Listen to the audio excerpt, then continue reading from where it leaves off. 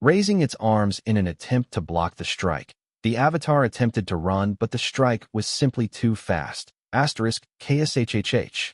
Slashing apart its guard, Iriel dug deep into its chest, causing a burst of energy to explode out. Shielding her head, Gaia gritted her teeth and slammed her spare hand down. Roots started to appear around her as her defenses were bolstered. However, that was not the main purpose, since she knows adding defense is useless against destruction energy. All of this was so that she could increase her size to pin down the avatar for Iriel to deal the last blow. Throwing Iriel into the air, Gaia focused on pinning the avatar down as energy gathered around Iriel's blade. "Move," Iriel shouted out, since the next strike would definitely hurt Gaia. Nodding her head, Gaia was about to move away when the avatar grabbed her arm and refused to let go. Using destruction energy to destroy a part of her body in order to fuse with her, it glared at her with a crazy grin. "Keep attacking. Trust me," Nyx shouted out as she knew that the sword was help that Shiro sent over. Hesitating for a moment, Iriel gathered its energy to pierce towards the two.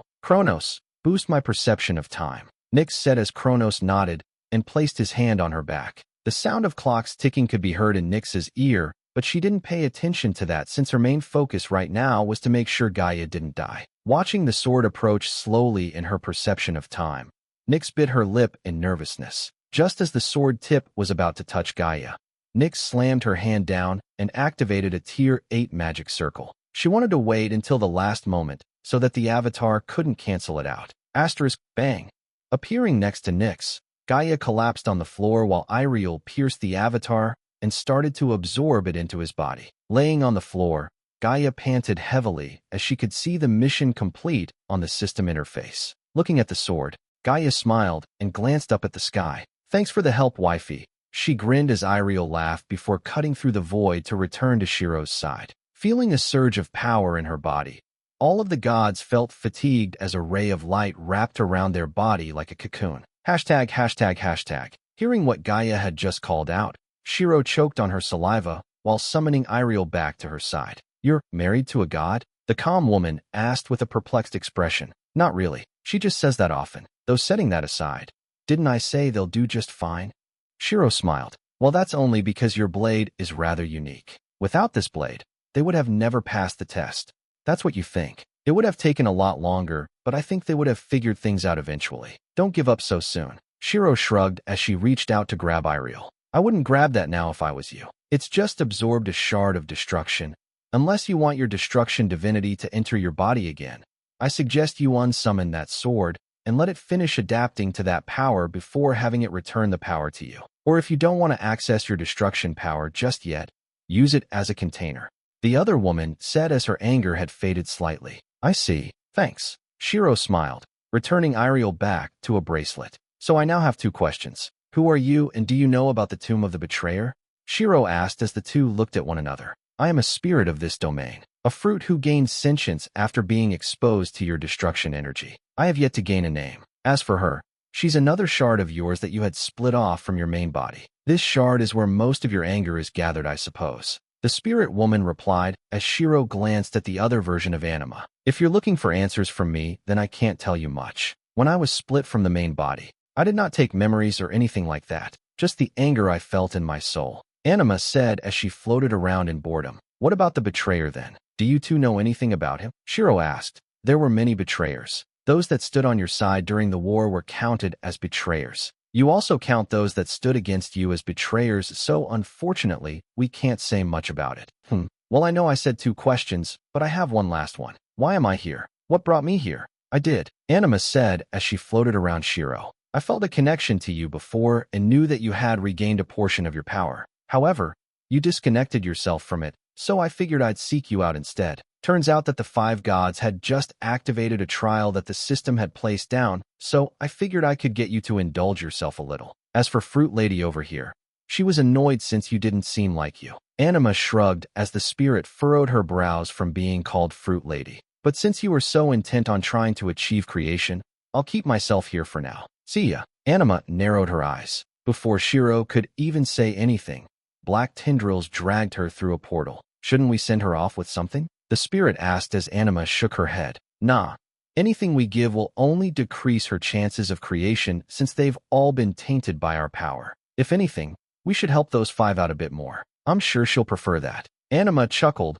while looking at the 5 gods that were now undergoing their upgrade to rank 4. Hashtag, hashtag, hashtag. Gah! Crying out in surprise, Shiro was thrown out of the portal and into the air. Quickly adjusting herself, she wanted to fly down when she slammed against the ceiling of the dungeon. Pound carrot and percent and carrot percent carrot. Cursing out loud, Shiro teleported to the floor and glanced around her. Seeing a shocked Nintian who had brought everyone here, Shiro coughed and waved her hand awkwardly. "Hi." She forced a smile. "That I told you there was nothing wrong. It's just Shiro thinks." Madison sighed as she massaged her eyes and left the dungeon with the other demons. The other party members nodded their heads and also made their way back. "Oh, if you have anything important you can send it in the chat. We'll keep an eye on it." Sylvia called out as Shiro watched them leave. "Cough. Seems like I've troubled everyone." Shiro laughed as she scratched her head. "Nice. Well, it's good that you're back. Had us worried for a moment." Nantian sighed as he helped Shiro up. "Yeah, sorry about that. Turns out that I was kidnapped by myself for a short moment. It's nothing too major, though.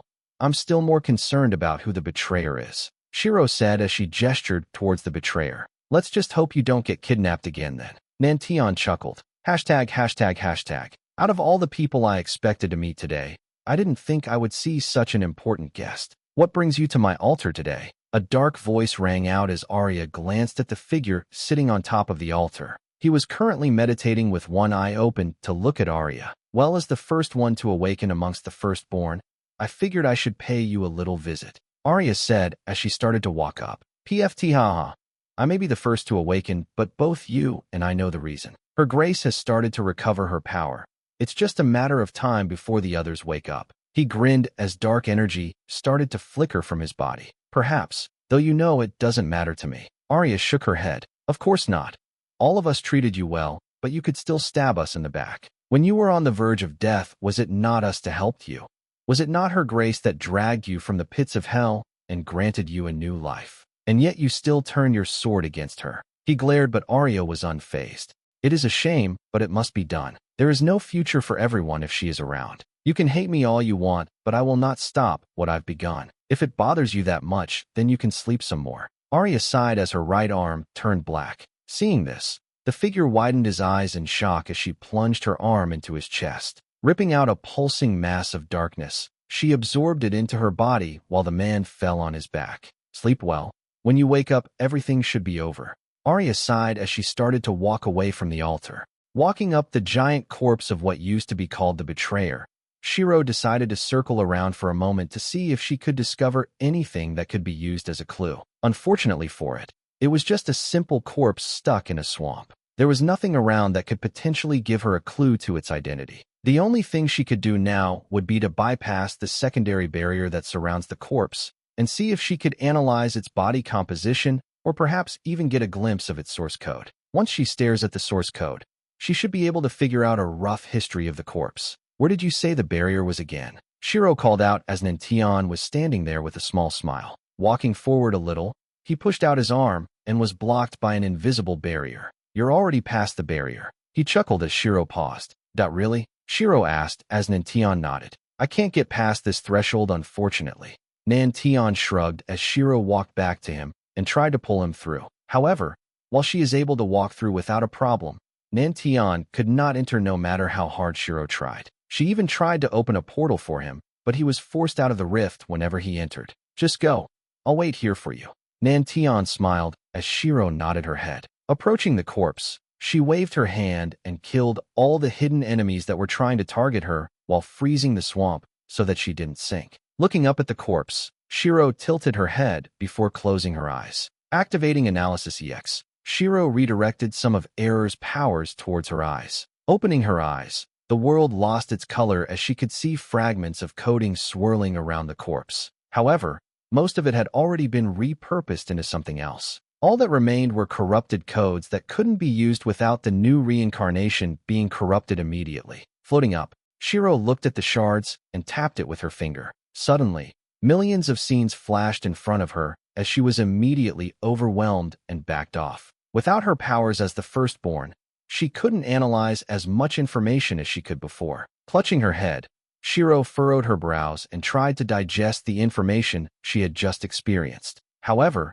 seeing as how a lot of it was still blurred since she didn't access the code long enough, she gritted her teeth and grabbed the code. Trying her best to stay conscious, Shiro found herself viewing millions of memories all at the same time. There were a few that seemed to show her as anima talking to whoever the betrayer was, and some where this person was attacking fellow gods. Trying to dig deeper, the code in her hand shattered to pieces as the memories faded away. Standing in the air with a frown on her face, Shiro sighed since she still didn't know the reason why this was even here. However, just before she wanted to leave, the shards of the code started to thread together into a strange golden figure that was missing the upper half of his head along with other parts of his body. This feeling, so you've returned your grace, the man muttered with a small smile as Shiro started at him before opening her mouth. The moment she heard his voice, she recognized who it was. It was the first person to have ever entered her domain and told her of the outside world. The one who she had talked to constantly when he visited so that she could learn about the outside world.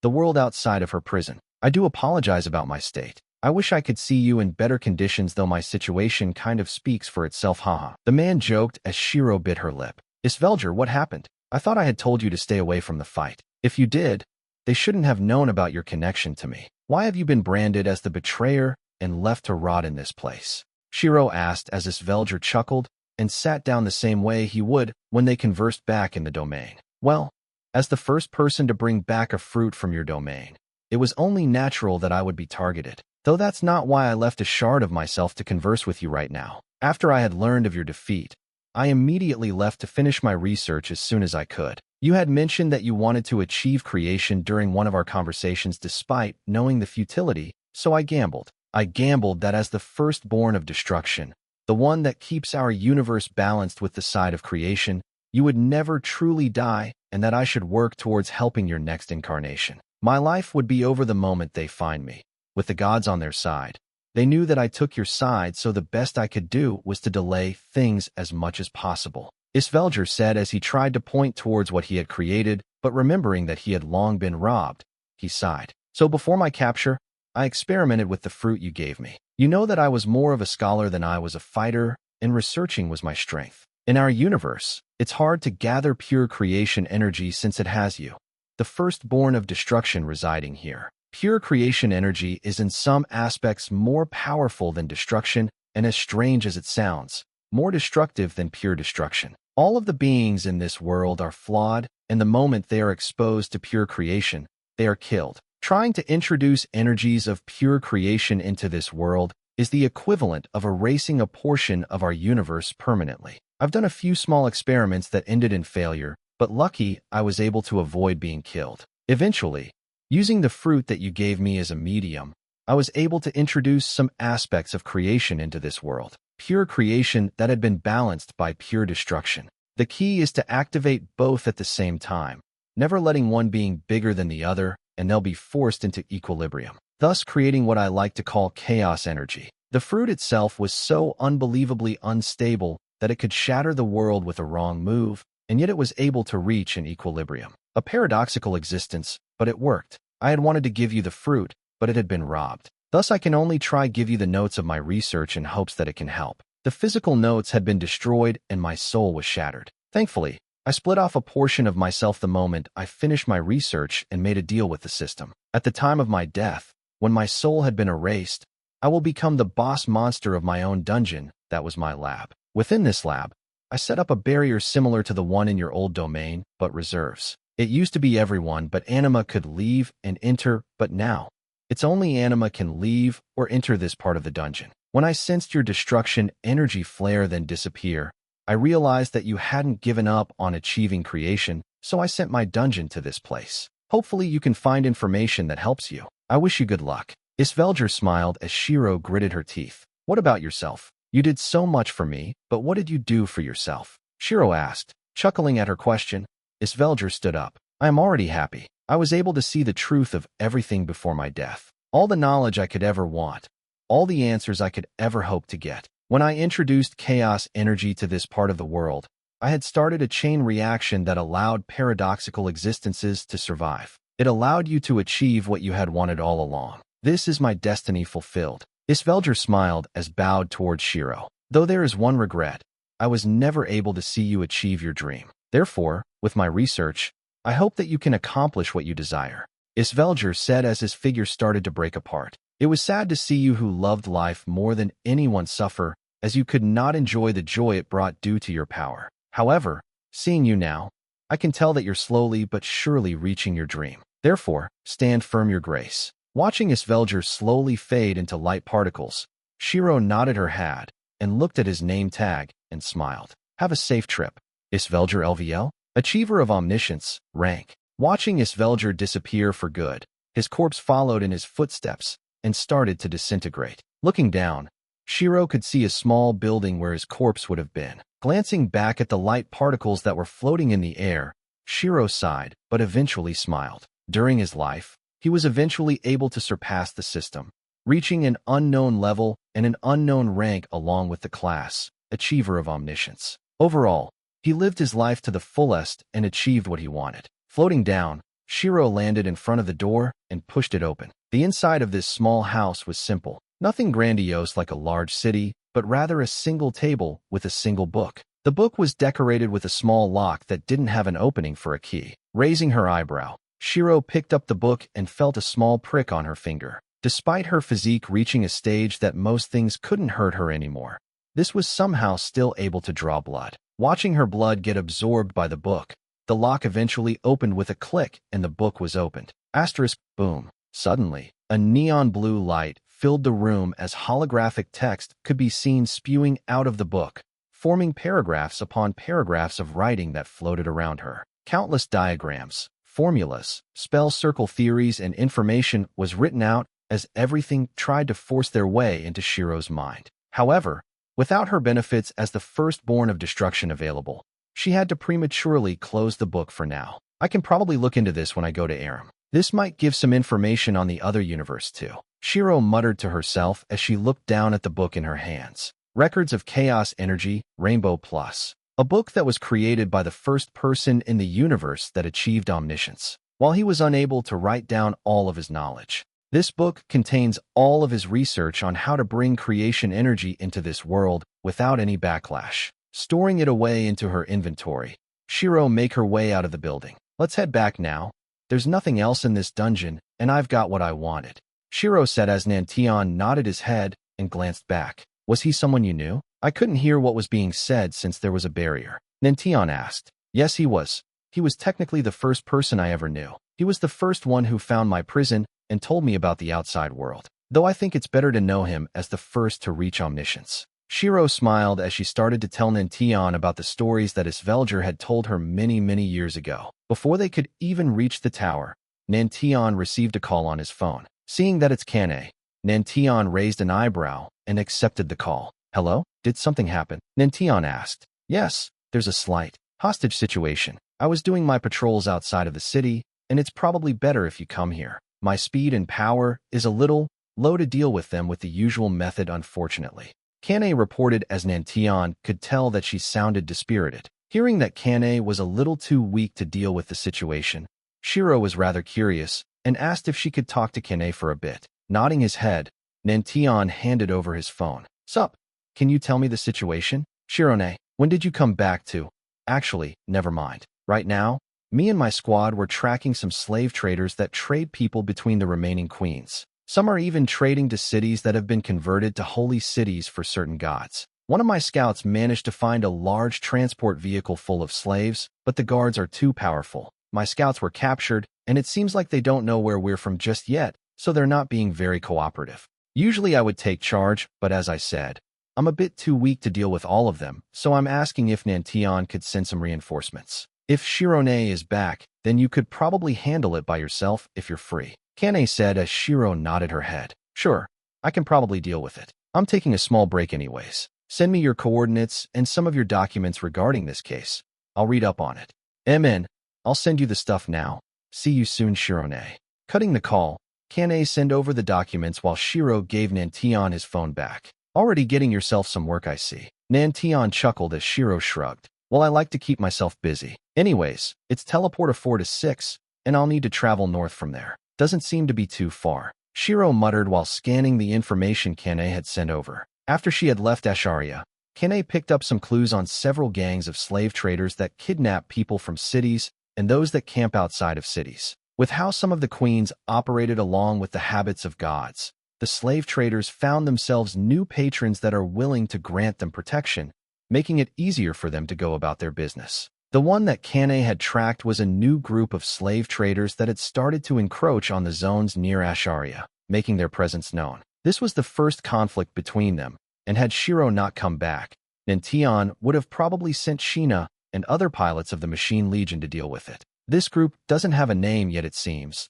just a bunch of idiots that banded together to earn some protection from gods and queens. Well, considering how the world is now, they probably have no choice. I'll ask them a few questions when I get there and see how it goes. Their answers will determine their fate, Shiro said as she stretched her body, waving her hand. She swapped out her outfit and changed her appearance slightly so that they don't know who she is while also disguising her name tag. Sarah LVL 500 Healing Sage. With her false identity covered, Shiro gave Nantian a wave before dashing towards the teleport circle. Seeing this, Nantian couldn't help but smile, seeing Shiro being rather carefree since she had been under a lot of stress before. I should probably organize a small transport party and make some room in Asharia to welcome some new citizens. They might be traumatized by what's happened to them so far, so a few therapists should also be there to help. Nantian muttered as he started to organize a small part to clean up after Shiro and help those that she saves. ####. Stepping through the gates, Shiro traveled north and found Kane sitting on a cliff watching several trucks drive away with people standing on top of each one, guarding the shipments. Shirone, Kane greeted as Shiro nodded. Have any of your subordinates been harmed yet? Shiro asked as Kane shook her head. No, they've been taken to the first truck for questioning. I'm not sure if they're going to use them as slaves or kill them, but they're still alive for now. Kane replied. Got it. Well done for keeping your cool. Let your big sis handle it now. Shiro grinned as she patted Kane's hair. Stepped off the cliff. Shiro pushed off the cliff face and launched herself into the distance. Flying past the trucks without the guards noticing, Shiro landed on their path and stomped down. The ground suddenly ruptured as the trucks pulled their brakes just in time. All of the guards simultaneously jumped off and faced Shiro with a frown on their faces. Well, hello, boys.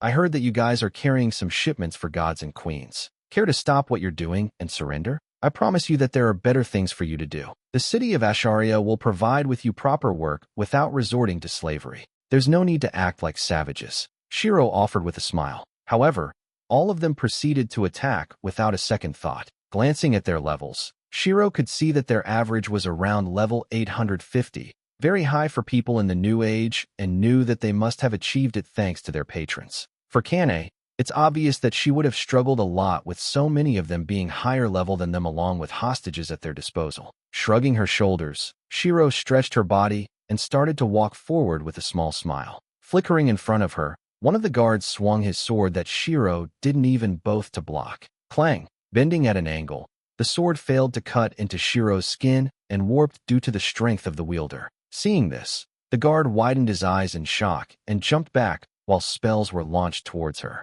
Again, Shiro didn't do anything and allowed the spells to hit. Could use a bit more power. My daughter's spicy food packs more punch than your spell. Shiro chuckled. Now what do you think about my offer? It's not too late to surrender yourselves. Don't listen to her. She's just toying with us. Look at that smile. You already know she's intent on killing all of us. One of the guards in the back said as he grabbed one of the slaves by the neck and aimed a sword at the neck. People like you are usually weak to hostages. Though seeing the look in your eyes, you probably don't care, he said while shrugging his shoulders. Perhaps, though I wasn't kidding when I said there were better jobs out there than this. I'm not one to kill outright. Not my style anymore.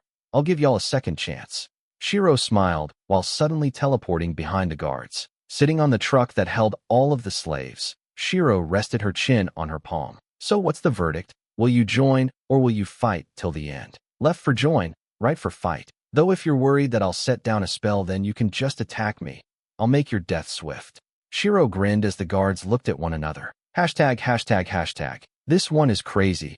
I can see it in her eyes. Being a slave trader isn't my favorite way to survive, but the gods need their workers, and to live, I need to bend the knee. Keeping my code of conduct isn't going to help me survive when the gods aim their spell at me. But honestly, between the gods and this girl, she's giving me the creeps. Her stat says that she's weaker, but that's bullshit. There's no way that a level 500 medic can do what she's doing right now. Bowden, what should we do? One of my friends whispered over, while I kept my grip on the slave's neck. I doubt having a hostage would do us much good right now, so I started to consider my options. I'm tired. I tilt my head back and look up at the sky the same way I did when the world changed for the worst. Everything was flipped on its head, and people had to resort to many things to survive. Honestly, there's just no more space for humans in this world. Their spots were now at the bottom.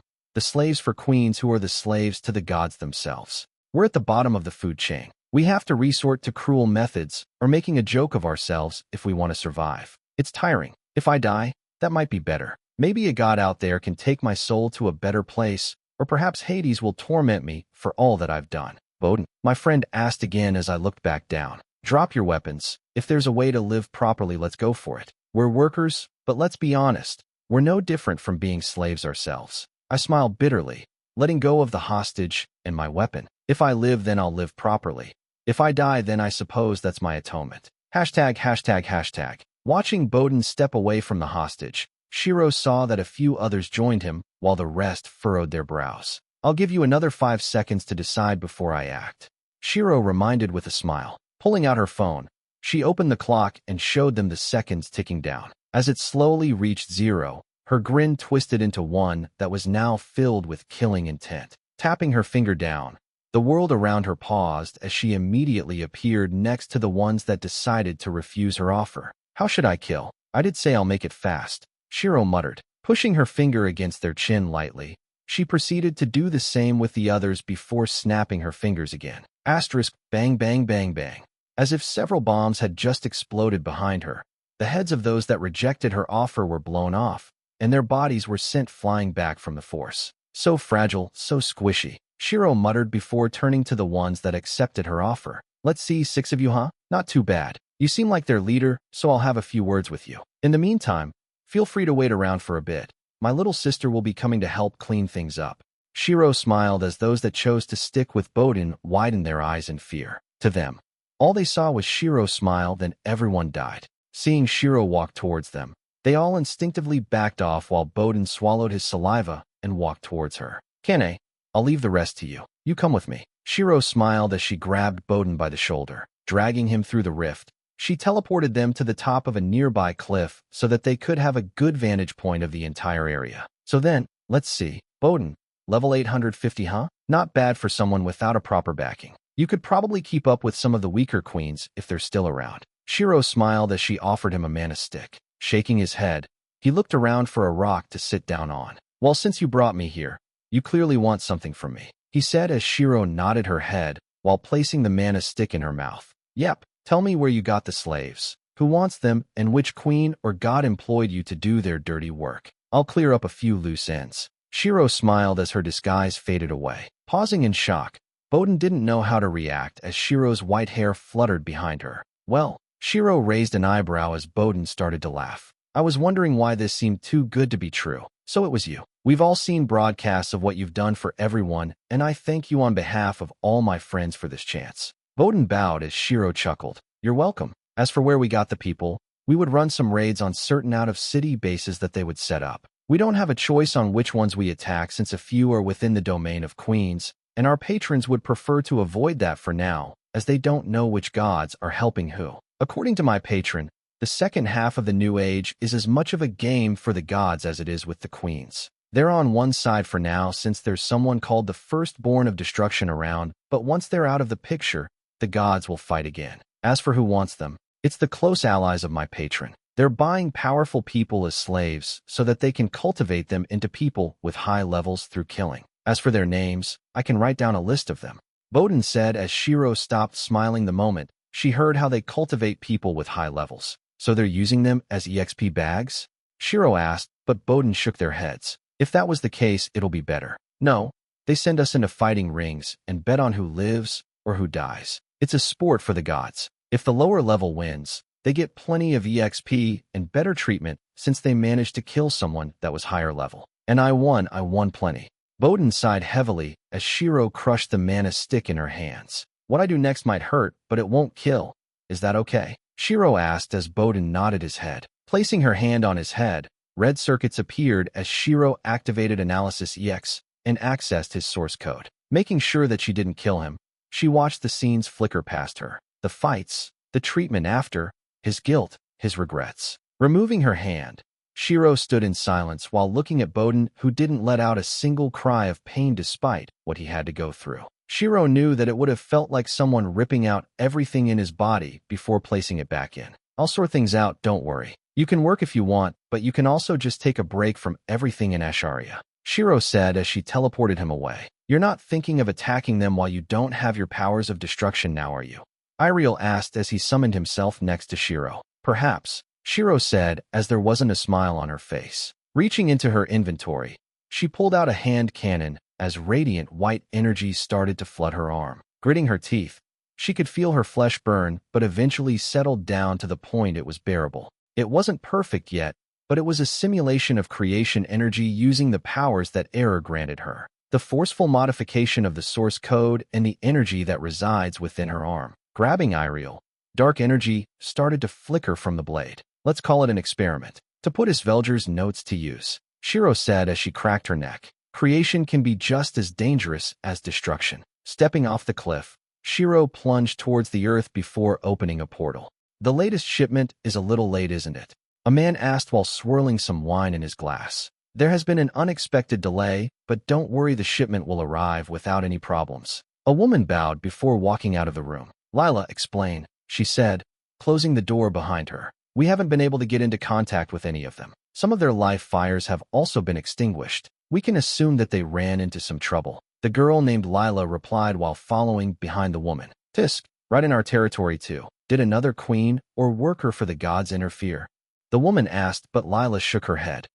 Troublesome. All right, I'll go get an audience with the god. Go keep an eye out on the walls. Make sure everything is running smoothly. Nodding her head, Lila bowed before making her way out of the castle. With Lila now gone, the woman teleported to her chambers that now had a totem in the middle of her room. Groveling before the totem, the woman bit her lip and took a deep breath. I apologize. The shipment has been delayed. Our workers have run into some danger. Few of them have lost their lives. After saying this, she stayed silent. There was a strange hum in the room, as though wind was passing through several holes. The fires flickered and a strange energy gripped her mind. The totem in front of her started to shake as the eyes lit up with a flame. Kill the one who caused this. Tear their skin off their body, their flesh off their bones, and present them to me. Then all will be forgiven. A voice echoed as the woman shuddered before nodded her head. If the person was able to kill the carriers, they may prove to be an annoyance to deal with. May I have some power to deal with the problem?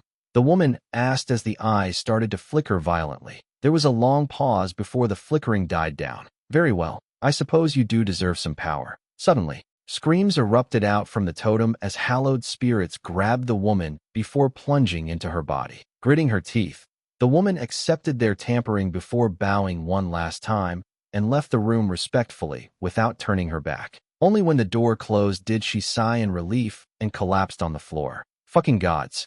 She cursed in her mind before standing up. She knew that the god could hear her thoughts, but it derived enjoyment from bending her to his will. Even though she was defiant, there was nothing she could do. Gritting her teeth in anger, she stormed towards the inner sanctum where they trained the warriors. However, before she could feel Lila's energy tugging for her attention. Walking towards the walls, the woman could see a faint shadow in the distance. You wanted my attention? The woman asked as Lila nodded her head. We've tried to warn that person, but they haven't stopped, nor did they reply. What should we do with her? Lila asked as the woman thought for a moment before opening her mouth. We're already at capacity. If she's not heeding the warnings, then just kill her. It's a mercy. Nodding her head, Lila signaled the mages and archers that were stationed on the wall. One of the mages activated a spell circle while the archers pulled back their bows and fired towards the figure in the distance. Watching the arrows fly through the spell circles to become empowered, the woman decided to walk away. Hearing an explosion in the distance, she figured that the job was done. However, hearing some confused muttering, the woman decided to turn back and see what was the problem. Suddenly, the dust cleared as she could now see the figure clearly. Her white hair fluttered in the dust, There was no smile on her face. Sword and gun in hand, the woman recognized who it was. "Oh, fuck," she muttered as she realized what they've just done. Seeing the killing intent that she was now radiating, she knew that they were going to have to fight for their survival. "Call everyone to battle stations. If we don't kill her, we're all going to die." Hearing this, everyone on the wall was shocked as they didn't think their queen would declare something like this. ####. Walking towards the main base where all the slaves were being sent, Shiro felt oddly calm. Obviously, she was angry.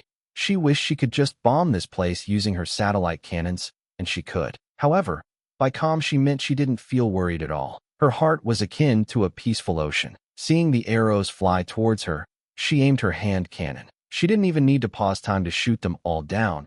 It was simple work. Pulling the trigger, she continued to fire without slowing down at all. Waving her sword, she pushed the dust away before increasing her speed. Little by little, she broke into a sprint as spells were hurled towards her. Dark energy erupted from Iriel as Shiro stomped down and swung the blade as hard as she could. Boom. A wave of dark energy rushed towards the spells, consuming them in an instant as Shiro continued to sprint towards them. She wasn't running at full speed either. This was her giving them a chance to slow her down, but seeing their level of spells, she was left rather dissatisfied. However, just as she was about to teleport, she saw the gates open and hundreds of men dashed out. Judging by the expressions of their face, Shiro guessed that they weren't in their right mind. All of them gave the feeling of crazy guard dogs. Narrowing her eyes, Shiro activated Analysis EX and scanned their code in an instant. "I see. I'll give you peace," Shiro muttered. Changing the bullet she was using, Shiro infused her fake creation energy into the battery of the gun and aimed towards the men who were charging at her. Bang. Watching the first bullet hit one of the men, he immediately regained his thoughts as he looked around in confusion. One of the others were about to run into him when a barrier sprung up around him, stopping him from getting harmed. Confused by what's happening, he could only watch in silence. Firing a few more bullets, the same thing happened as Shiro unsummoned Iriel for now, since she wasn't going to harm these guys. Stepping to the side, she avoided the first hit before grabbing their arm and aimed the gun under his chin. Bang. Throwing him behind her, she ducked under the swing of the next person, firing a bullet into his chest as she was passing him. Watching three try to jump on her, Shiro stomped down, causing them to lose their footing before firing at the three of them. Pushing off their shoulder, Shiro launched herself into the air and grabbed a grenade from her inventory. Infusing it with energy from her left arm, she dropped it into a large crowd before switching her hand cannon into a shotgun. Switching the bullet once more, she fired the gun and watched as each pellet woke up the berserkers. Throwing her shotgun back into her inventory, Shiro slammed her hand down, creating a giant dome of ice that sealed the city off. The dome was also enchanted with runes to prevent teleportation. Running towards the walls of the city, Shiro twisted her body and threw a dagger. Tens of magic circles appeared in front of the dagger, increasing its speed as it transformed into a ray of light. Pushi. URG. Plunging into the neck of one of the mages on the wall, Shiro suddenly appeared where the dagger was and stared at the mage. Grabbing him by the head, she slammed it into her knees, shattering his skull and killed him instantly. The fighters that were on the walls tried to stop her, but two shards of ice erupted from her palms, piercing them in the head along with the mages behind them. Snapping her finger, their corpses exploded into droplets of blood as she flung it towards the archers. Lightning flickered off her fingertips as it jumped from one blood droplet to another until it reached the archers, charring them into cinders in an instant. Shiro pulled out another grenade and threw it behind her, destroying a large part of the walls while also killing the archers while sparing a few. Right now, she was scanning their source codes to see who she kills and who she spares. An insane amount of information was flowing through her mind, but she persisted. Seeing as how there were still a lot of archers and mages running from the other side of the wall, Shiro narrowed her eyes and threw her dagger into the air. Clasping her hands together, the daggers started to duplicate themselves as Shiro's eyes could be seen reflected off the blade. Activating Argus Blessing, she scanned everyone on the walls. Feeling lightheaded for a moment, Shiro flexed her fingers and shattered the daggers into shards that flung themselves towards the ones she chose to kill. Their bodies were instantly impaled by countless shards that tore them apart, killing them instantly, while those she spared could only watch in horror. Summoning Iriel, Shiro swung her blade, cleaving a path towards the main castle. Arriving at the main gates to the castle, Shiro narrowed her eyes and kicked it down. Scanning the entire place, Shiro could sense quite a few people working here with a giant arena where they kept all the slaves. Furrowing her brows, Shiro placed her hand on the walls of the castle and scanned the entire building. Activating Analysis EX, she filtered out those that were good and slaughtered the bad. With the influx of memories and records flooding her mind, Shiro stumbled for a moment as blood dripped from her nose. Shaking her head, she wiped the blood away and proceeded to make her way towards the main room, where she felt a large source of divine energy. There was no doubt that whatever is in the room is connected to the god. Stomping her foot down, Shiro teleported anyone who wasn't involved out of the castle before walking towards the room. Seeing the set of doors, she kicked it down, revealing a grotesque statue in the middle. "So you're the one who's running this place," Shiro said while resting Iriel on her shoulder. Asterisk bang.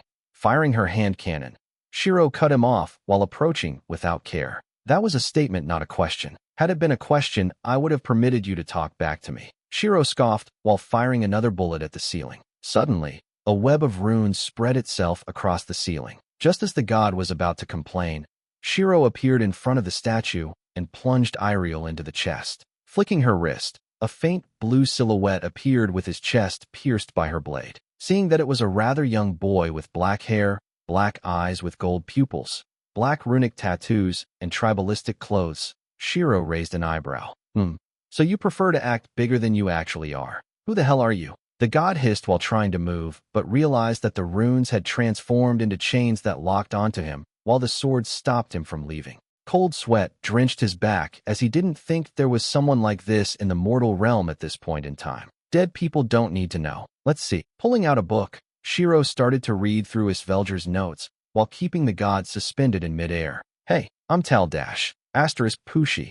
Flicking her hand, Shiro tore his jaw off, stopping him from speaking while she read the notes. "Don't interrupt me. It's not like anything you say will save you anyways. Unless you want to make the process more painful, I suggest you shut up," Shiro warned while flicking through the pages. Gritting his teeth, the god stared at the sword and wondered what kind of weapon could actually hold him down like this. Sending out his energy, he realized that it was completely suppressed by the blade. He was no different from a mortal right now. Widening his eyes, he could feel fear gripping his heart. His divinity was sealed, and he couldn't leave this place either. The only thing stopping fear from overwhelming him was that the girl hadn't found his core yet. He couldn't be killed. "If I use your core as a catalyst, I'll be able to create a container to fuse both creation and destruction together without harming myself." "Perfect." Covering her hand with red circuits, Shiro stabbed it into the god's chest and pulled out the core that was now wrapped with red circuits. Flinching with pain, the god watched in horror as Shiro created a scalpel with her circuits. "Just in case you're too loud,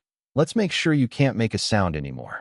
Her with spare hand, she pulled out a strand of code from his core and started to overwrite some of the code. Feeling as though a million daggers were carving into his mind, the god wanted to shout, but realized that he had forgotten. He knew what shouting was. He knew that he could do it, but he forgot how. Panting in shock, he realized that Shiro was changing the core of his being. His divinity, his power, it doesn't matter anymore. Ignoring the desperate pleadings of the god, Shiro started to transform his code into a conduit for creation energy. Since this universe is practically the source of destruction, pulling creation energy to this universe will be difficult. One must create a tear in space that reaches across the uncountable amount of universes until it reaches the one closest to the source of creation. Only then can you find the right balance. Anything less than this will not be stable and will continue to eat away at the host until nothing is left. Tearing through the space will be no easy task. It's akin to grabbing the edges of a sheet of paper and folding it in a way where the two edges overlap. To do so would be to fold this universe for the two realms to overlap. Aram has already accomplished this with her tower, but that's fueled by the massive amounts of energy that Acharya provides. With just my energy source right now, especially with my divinity sealed, it'll be difficult to pull off, but not impossible. If I can cut a few corners, I can make this process easier. It's just a matter of finding which code corresponds to the universe we're in. Once that's done, I can adjust some of the other codes to make the core produce creation energy rather than destruction. The system encompasses both sides, so it should already have the information for creation, Shiro muttered while cutting deeper into the core. As she continued to cut into the core, she failed to realize the state of the god, as her tampering had long destroyed his consciousness. In her hands, his core was now no different to an orb with lots of power. There was no god or being attached to that core anymore. It was being changed into something that shouldn't exist on this side of the universe. However, Shiro suddenly felt something off as she immediately released the seals in the room and shot a hole into the ceiling. Throwing the core as high as she could, Shiro activated several magic circles and accelerated it into space. Bang. Watching the creation energy suddenly erupt from the core and wash the world with a bright light, Shiro frowned since the reaction was much faster than what she had expected. If she didn't feel that something wasn't right, she might have been consumed by the explosion. Looking up, she guessed that quite a few of her satellites were obliterated by the force, even though they were reinforced by her divinity. Makes sense. I suppose when I grab energy from the creation side, I need something just as strong to counteract the creation energy. The core of that god only had small amounts of destruction, far from enough to actually balance it out. With the volatile nature of the energy, if I don't balance it quickly, it'll explode immediately, since this universe doesn't allow pure creation to exist. Shiro sighed as she realized her mistakes. Since she used the core of a god, she'll need to wait a while to obtain another sample like this. The only reason why she was able to suppress him that easily was because he underestimated her, allowing her to set up her spells along with the fact that the god was weakened due to the system. Since he could only have a slither of his power here, it was an easy task for her to teleport his core to her location using error. If he was here with 100% of his power, Shiro was afraid that it wouldn't be as easy. She might have to work a little harder. Shaking her head, she dusted her hands before making her way out of the castle. Looking at everyone that she had spared, Shiro could see complete fear in their eyes. Yikes, might have traumatized them a little too hard. Even those that are good will certainly hate me since I killed their friends in front of their eyes, Shiro muttered before pulling out her phone, tapping Nantion's name. She called him so that he could help her clean up this mess she caused. If you're calling about cleaning up, I'm already on the way with several people. They're handling Bowden and his friends that you handed off to Kane. Anything else you need help with? Nantion said as Shiro paused for a moment before chuckling. Thank you. Do you happen to bring some therapists with you? Shiro asked. Yes, I've brought a few just in case you show them something gruesome. Well, perhaps we might need more than just a few. I may have slaughtered an entire city in front of their eyes. Shiro stuck her tongue out as Nantion sighed. All right, I'll have them come quickly. What's your location? Thanks, I can always count on you. I'll send you to it now. Cutting the call, Shiro sent Nantion the coordinates before pulling out Isvelger's notes and making some side notes for herself since she doesn't have access to what Isvelger had when he did his tests. She had to find alternative options. Once she was back in Asharia, Shiro sat down and looked at the timer counting down until the coming of the second age. With only less than a day left, Shiro leaned back and sighed heavily. On the table were the notes she had written for Isvelger's research. Sitting next to her, Nantion placed a cup of juice in front of her. I've already sorted out the new residents. The staff are showing them around, and living areas have already been prepared, though some of them seem to be a little out of it. But it's not too surprising given what had transpired, Nantion said as Shiro nodded her head. Feeling nervous about the second age? He asked curiously since Shiro was rather quiet now that her little rampage had finished. Not really. It's hard to describe, I suppose. Though don't worry, I'll figure it out eventually. Shiro smiled. I see. Well, just remember to take a break. You are overworking yourself quite a bit. It's hard to take a break when the fate of the world is at stake, but not taking a break will just break you faster. From what you said, achieving proper creation energy will be difficult, but we've already made a lot of progress. Aram has already started to interact with that side of the universe, and it's only a matter of time before a portal can be made. Nantion smiled while picking up some of her research notes. True. All I need to do is to put the theory to the test when everything is sorted. As for the second half, I just need to make sure I don't die and the gods don't mess with us. Most of them are busy looking for the destroyer anyways. They won't bother little old me when they don't know my identity. There's no rush. Shiro chuckled while leaning against Nantion, closing her eyes for a moment. It's her first proper rest in the last week without feeling millions of eyes staring at her from the shadows. Her fear of her friends being killed by powerful beings washed away momentarily. Blinking his eyes in surprise, Nantion didn't expect Shiro to lean against him as he pulled out a blanket. Thanks. Wake me up in 2 hours or so. One of the administrators told me to be there when the egg in the North Pole hatches, so I want to see what kind of changes the second half brings. Shiro said, accepting the blanket. Sure. Allowing Shiro to rest for a while, Nantion checked the recent reports of the egg in the North Pole while making sure not to move too much. That way, he wouldn't wake up Shiro earlier than expected. Checking the report, he realized that there was a small increase of crystal production even without feeding the egg life energy from monsters. The absorption rate of the crystals decreased while the egg's production increased. It was a small change, barely noticeable, but since Shiro brought up the advice of the administrator, Nantion couldn't ignore this change in data. Looking at the other reports, there wasn't much else except for this. The reports are a day old, so there are probably some other changes as we approach the time limit. Perhaps the changes will increase the closer we get, he thought to himself, suddenly feeling movement on his arm.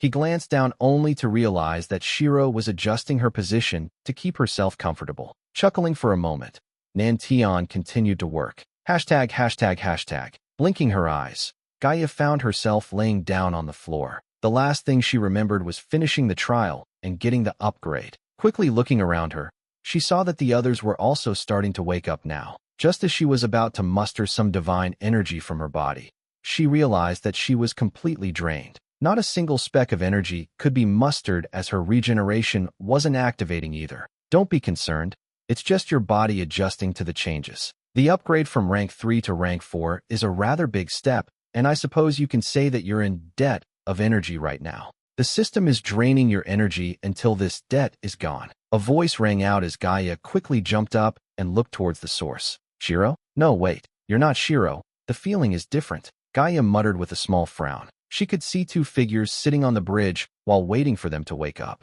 One looked like Shiro while the other was slightly different, but had similar features. Yeah, I'm not Shiro. I'm Anima, a shard of her old self. And she is a fruit lady. She's a spirit of the fruit that I used to give out. Anima said as the other woman frowned and smacked her on the head. I prefer the name Ria. Ria said as she floated down next to Gaia. Placing her hand on Gaia's shoulder, a flood of energy rushed into her body as Gaia realized that Ria was helping her clear the debt. Feeling the weakness leave her body, Gaia thanked Ria. So since you're a shard of Shiro's old self, is there something you need from us? We don't have much to offer, but we can try to help. Gaia asked as Anima shook her head. I don't really need anything from you. If anything, it's more than me and Fruity will be helping you 5 improve a little. I'm sure you know the firstborns are waking up, while quite a few of the high primordials have already started to regain their power. If you 5 cannot match them, I'm afraid you'll just be a hindrance to Shiro. So we figured that we might as well give her a helping hand and help you 5 get used to your new power and even raid some of the old domains of other firstborns. I'm sure most of them are looted, but a few should still have some decent stuff in them. Anima smiled while projecting a map of their universe,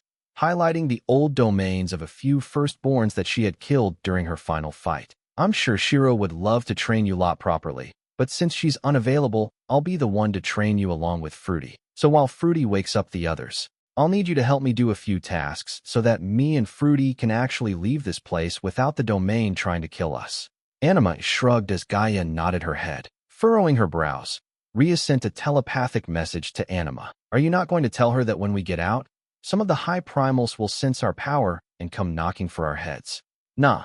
Perfect time to train them, no? What better way than to fight through literal hordes of gods? I'll make sure their identities are not discovered to make their lives a bit easier after the training. Shiro will figure out a way to either mask or take away our destructive aura anyways. Anima replied with a laugh. Shrugging her shoulders, Ria stopped bothering since it wasn't as though she could convince Anima anyways. She kind of just did whatever she wanted when she wanted. Suddenly, Gaia felt something wrong but couldn't put her finger on it. ####. How are you feeling now? Voldrin asked as he watched Lyrica stand in the middle of the desert of the beyond. After obtaining a new class, Lyrica had immediately started to consolidate her power, entering a meditative state to understand her body and energy. Opening her eyes, Lyrica glanced back. Better than before, though it's still a little unbalanced. I did force it into my body, so it's to be expected. I think if I were to do a few fights, I should be able to sort things out.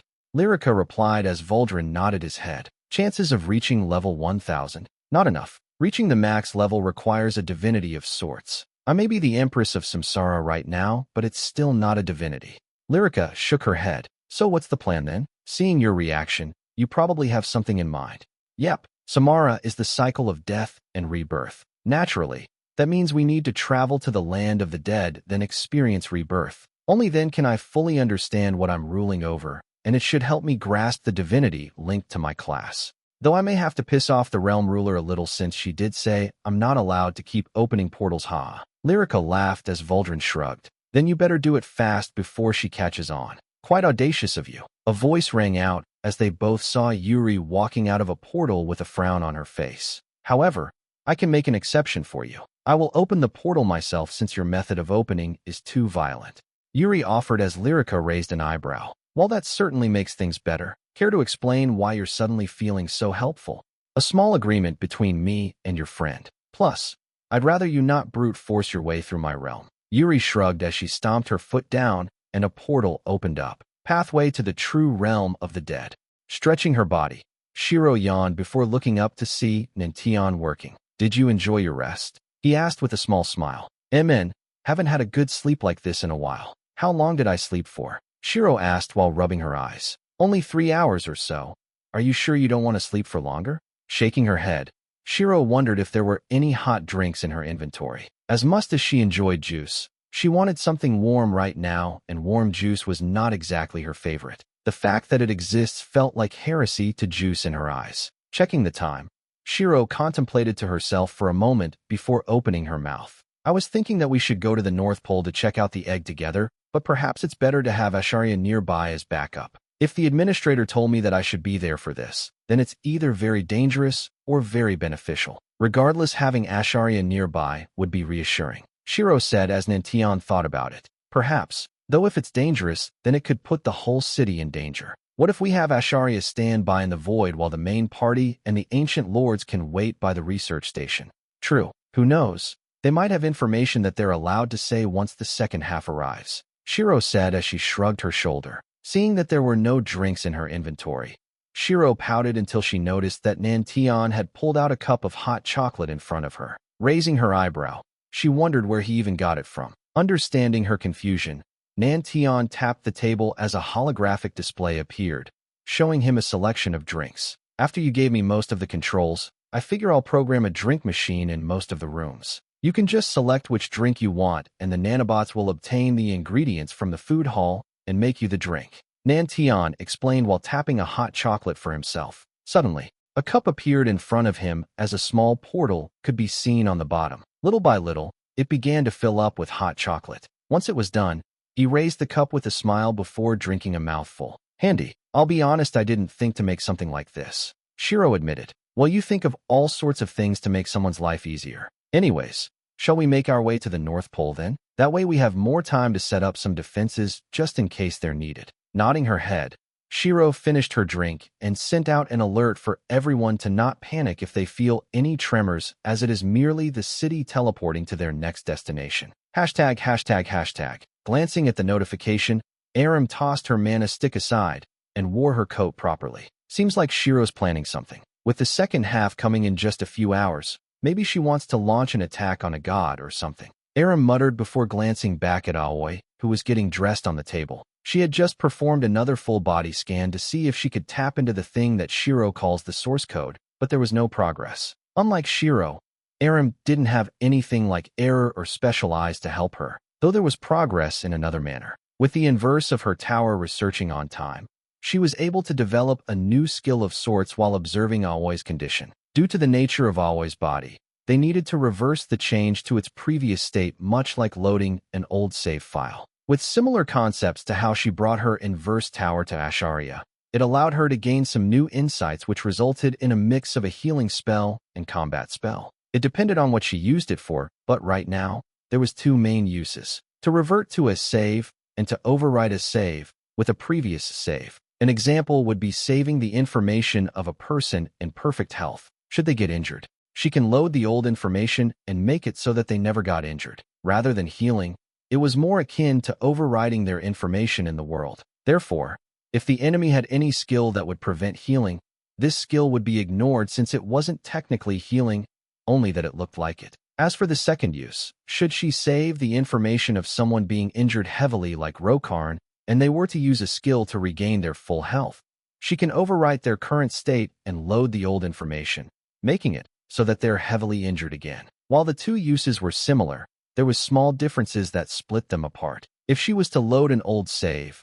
anything happened after that point to their body no longer exists, or rather, it technically never happened. So if she was to save Shiro's base state, and Shiro then stacks all of her berserk skills, she could then load the old save while ignoring the backlash. Because technically it never happened, and Shiro would also be able to use her berserk skills again. As for overriding, it was basically the same, but everything still happened. If she saves Shiro being injured by the backlash, and then Shiro recovers her health, she can then overwrite the save and make it as though Shiro suffered the backlash twice. Naturally, this means the berserk skills receive a second set of cooldowns. The only drawback of this skill is the mana usage, since it is overriding the information of a person. Even with the bonus in mana she got from Shiro, overriding a save still drained most of her mana. Aram figured that once she obtains a divinity and access to divine energy, things should get easier, but until then, she had to save some mana to use this skill on a powerful energy along with saving a cast to help Shiro should she stack her berserk skills.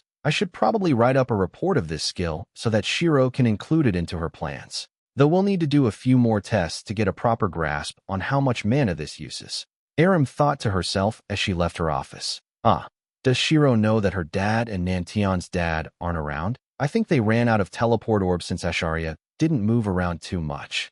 Aram muttered as both Li Jian and Koji had gone out of the city to do a bit of hunting on their own since they're slacking in levels a bit. Shrugging her shoulders, Aram figured that they should be fine.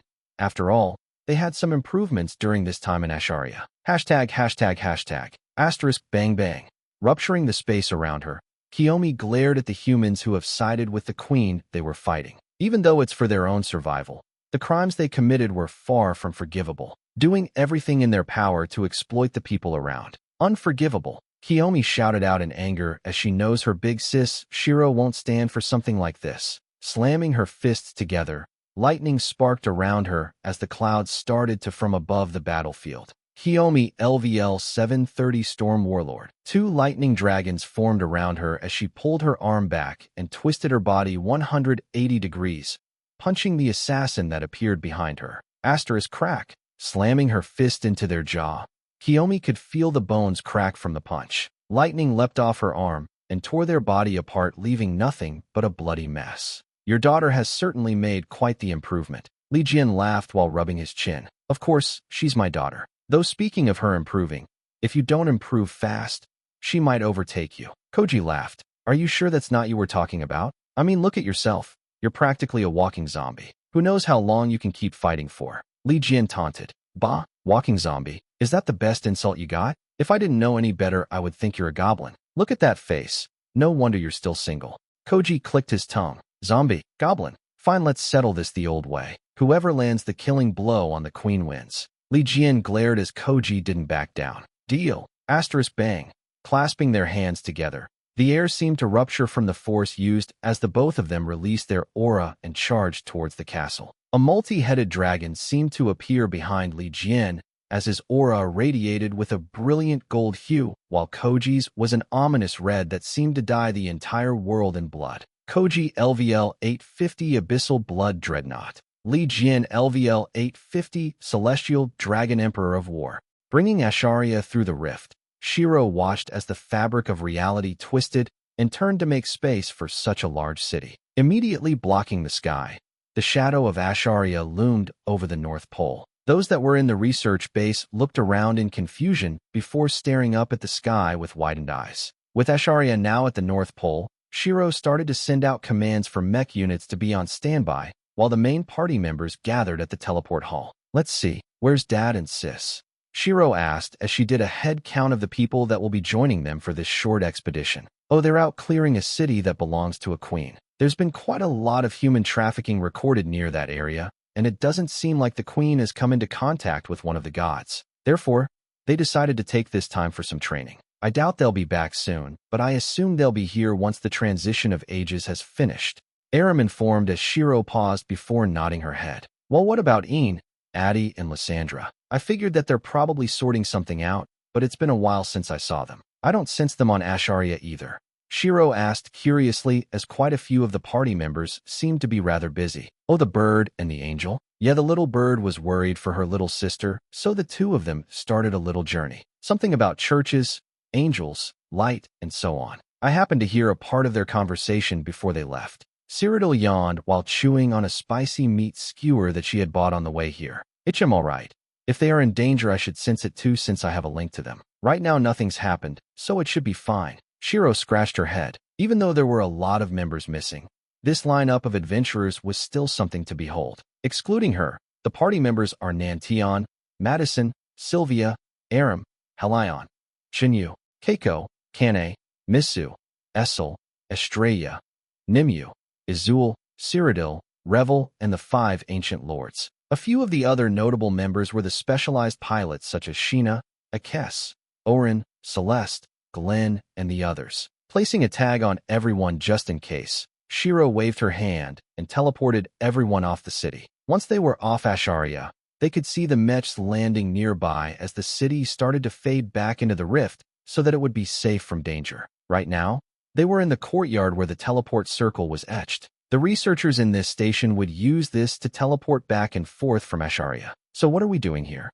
All we know is that the second half is about to begin and you want us to be in the North Pole. Perhaps a boss will spawn? Though if that was the case, I'm pretty sure you can handle it on your own. Helion asked curiously as his skin was slightly darker, now due to the tan. After working in the forge tirelessly for days on end, Shiro could tell that there was more power hidden in his body. Each strike would no doubt pack a punch as he needed this power to forge better equipment. I've already told Nantion, but the reason why we're here is because one of the administrators told me that I should be here when the egg hatches. He never gave me an exact time, but I have a feeling that it'll happen as the second half begins. With my body now in this state, anything the administrators throw at me might be a little too much for me solo, so I'd asked all of you to come with me.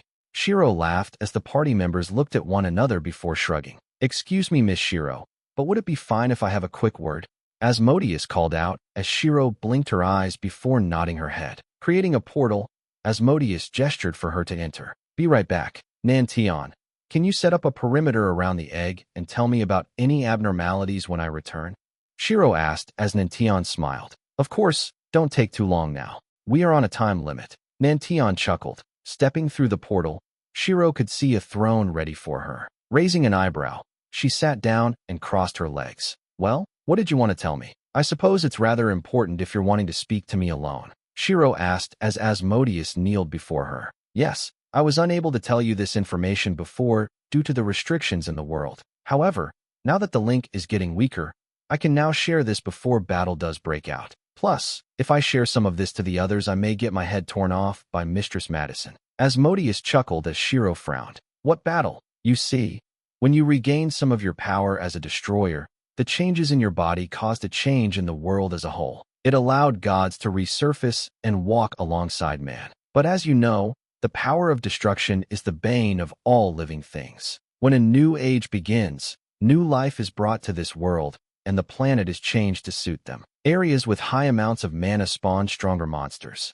With someone like you, anywhere could suddenly become the most dangerous place on Earth. Even if you did seal away your destructive aura for now, you are still the destroyer. I'm afraid that there may be a few adversaries that will spawn near this place. Their nature is rather unique as they counter demonic and destructive attacks. From the energy I feel from you, I can certainly say that you'll be quite effective against them. As for why I don't want the others to hear, that's because I hope that you can teleport yourself and them away from this place so that you may fight them alone. I've been judging the other party members, but while they are strong, these beings are simply built to counter life. Even Mistress Madison with the power of the 74 demon gods would be hard-pressed to fight against even one of them. Asmodeus admitted bluntly, causing Shiro to frown. You want me to fight them alone? I will say that with the power of the other party members, they can hold their own, especially Madison. What do you mean she can't fight them? Shiro asked. There's no other meaning. Mistress will not win. These beings are what sealed us ancient lords away to begin with.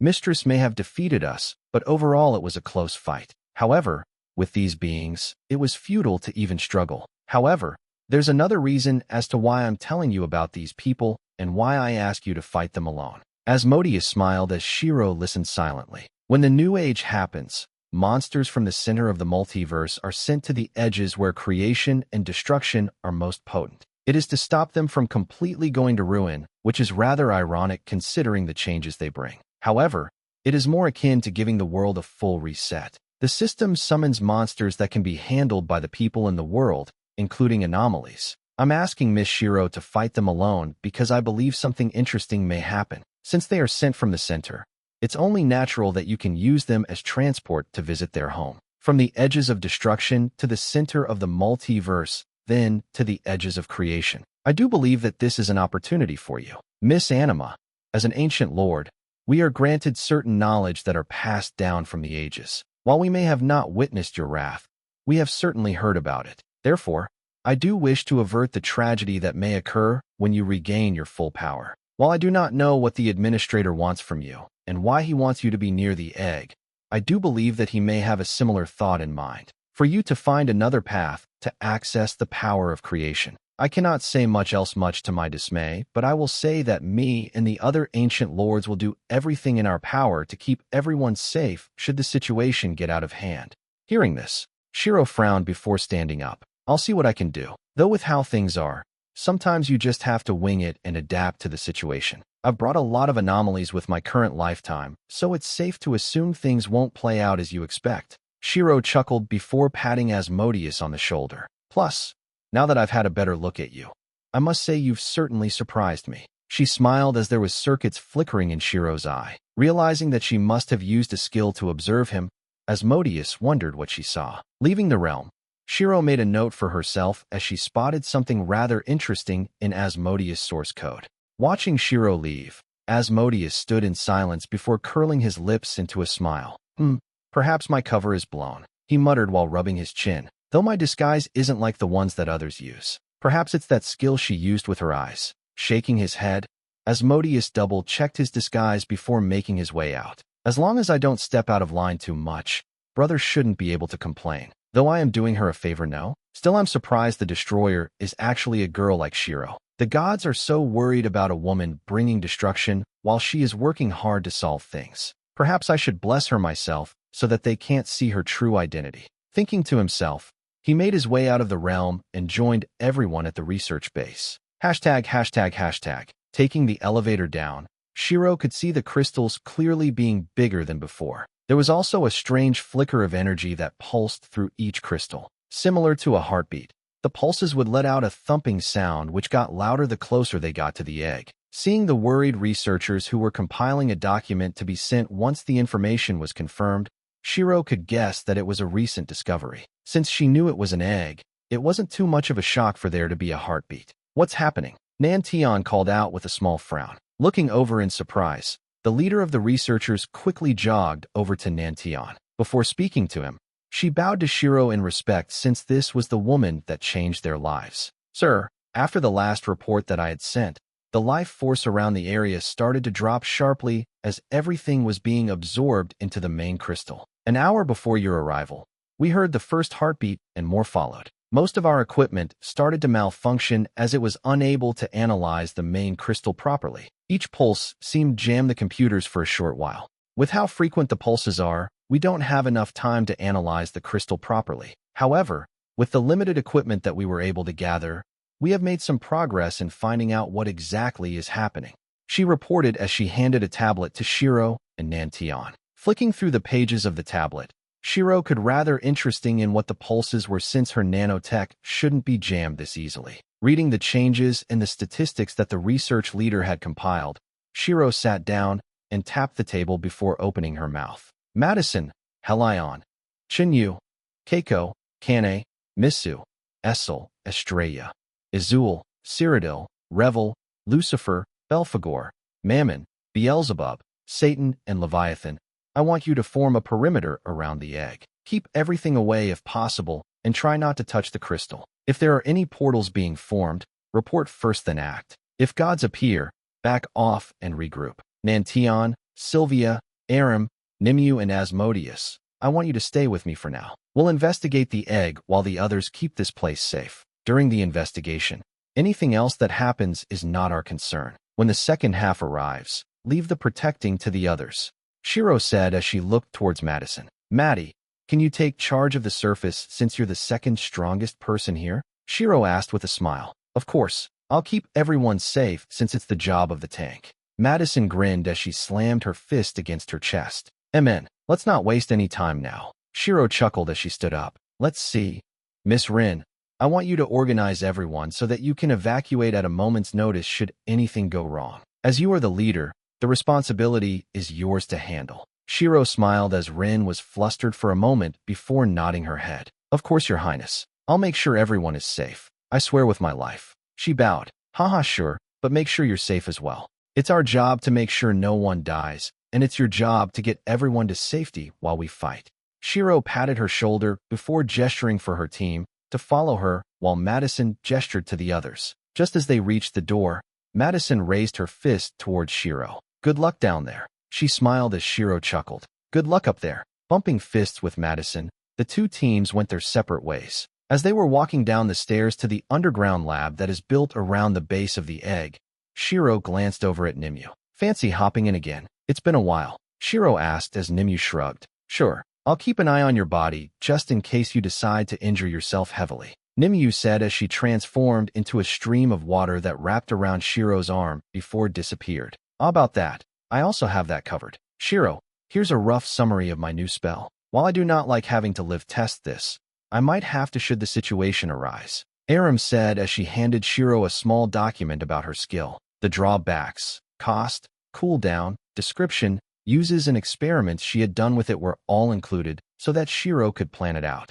Giving the document a read, Shiro blinked her eyes in surprise. Interesting. We'll have to look at it once we head back. It's similar to my skill with time, but rather than controlling time, yours is more controlling their state of being. Shiro muttered before storing the document away. Yep, it was something I developed while trying to help your friend. In terms of actually healing her though, I still think only you can do it, but researching her body has yielded decent results for my research. Aram nodded while creating a mana stick for herself. Did you model it after cigarettes? Pretty sure a pill would have worked. Shiro chuckled. Not really. When I work, I have the urge to chew on something, so I figured a stick would be better. Aram replied. Fair enough then. All right. Before I forget, Sylvia, when do you plan on tying the knot with Chinyu? You two have been living with one another for quite a while now. I'm rather eager to see Mini-you. Shiro grinned as she haven't teased Sylvia in a while, especially since everyone had been busy with everything going on. Hearing this, Sylvia coughed heavily as a blush appeared on her face.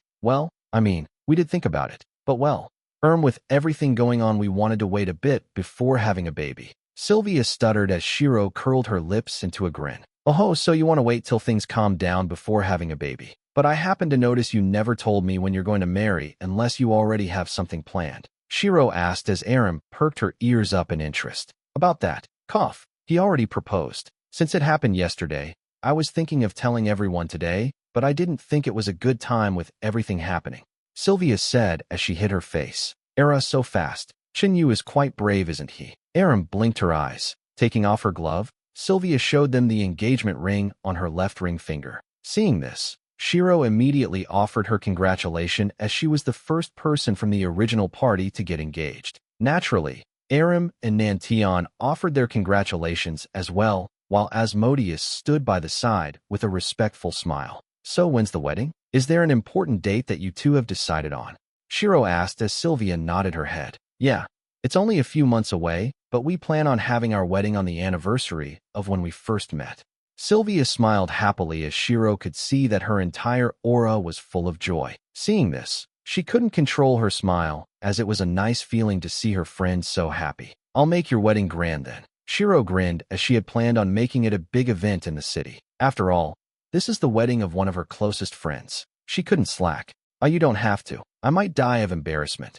PFT nonsense. Who doesn't know about you flirting with Chunyu in public? Aram laughed as they joked on their way down to the egg. Meanwhile, Asmodeus couldn't help but rub his nose as he felt like a sixth wheel in this conversation.